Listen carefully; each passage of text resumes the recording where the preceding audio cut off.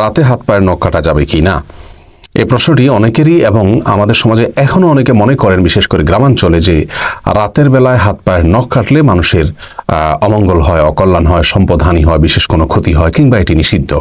মূলত কোরআন হাদিসের কোথাও রাতের বেলায় হাত পায়ের নখ কাটা কিংবা গোপ ছোট করা কিংবা চুল কাটা কিংবা ঘর ঝাড়ু দেওয়া কিংবা খাবার শেষে প্লেট ধুয়ে সে পানি বাহিরে ফেলা ইত্যাদি, অথবা কোনো গাছের পাতা ইত্যাদি ছেঁড়া, ফসল ইত্যাদি ছেঁড়া রাতের বেলায়, এগুলোকে কোরআন হাদিসের কোথাও নিষেধ করা হয়নি। আর কোরআন হাদিসে কোনো কিছুকে নিষিদ্ধ না করা হলে সেটিকে নিষিদ্ধ বা অমঙ্গলের মনে করাটা এটি কুসংস্কার এবং এক ধরনের শিরকি বিশ্বাস, যা থেকে আমাদের বেঁচে থাকতে হবে।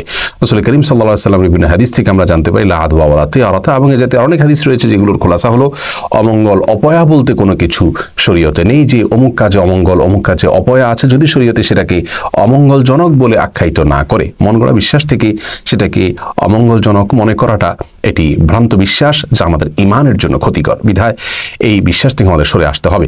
অনেক হিন্দুরা মনে করেন, বিভিন্ন ব্লগে আমি দেখেছি যে তাদের ধারণা মতে লক্ষ্মী সন্ধ্যাবেলায় বাসা বাড়িতে বাড়িতে যান তাদের দেবতা, এবং ওই সময় কেউ হাতের নখ কাটলে বা কোনো কিছু পরিষ্কার করলে, মরাটরা ইত্যাদি শরীরে এগুলো পরিচ্ছন্ন করতে গেলে, বিশেষ করে হাত পায়ের নখটক ইত্যাদি কাটতে গেলে তিনি রুষ্ট হয়ে যান এবং তাতে সম্পদের ক্ষতি হয়। এটা হিন্দুদের শিরকপূর্ণ বিশ্বাস, যা একজন মুসলিম কোন অবস্থাতেই ধারণ বা লালন করতে পারেন না।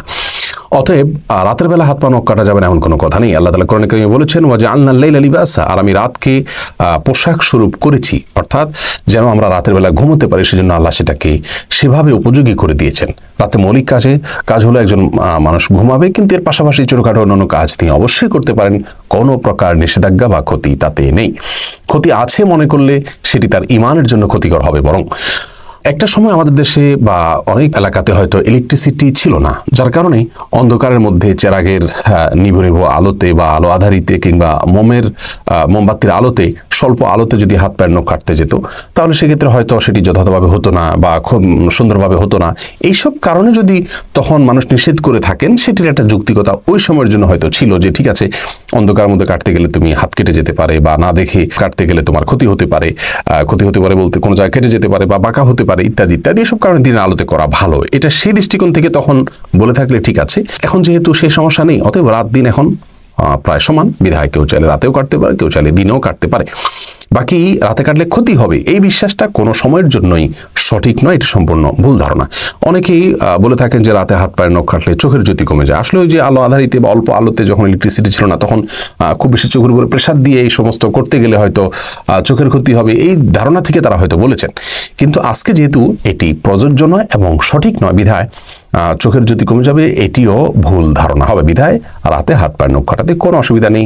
গাছের পাতা ছেঁড়া কিংবা ঘর ঝাড়ু দেওয়া কিংবা খাবার খেয়ে প্লেটের পানি বাহিরে ফেলা ইত্যাদি, এগুলোতে কোনো প্রকার অসুবিধা নেই। এগুলো হিন্দুয়ানি ভুল ধারণা থেকে অনেকটা আমাদের মধ্যে এসেছে, আবার কোনোটি আসছে আমাদের নিজেদের থেকেই সৃষ্টি হয়েছে ভুল ধারণা। অতএব ভুল ধারণা থেকে আমাদেরকে বেঁচে থাকতে হবে। কেউ চাইলে রাতেও কাটতে পারেন হাত পায়ের নখ, কেউ চাইলে দিনেও কাটতে পারেন।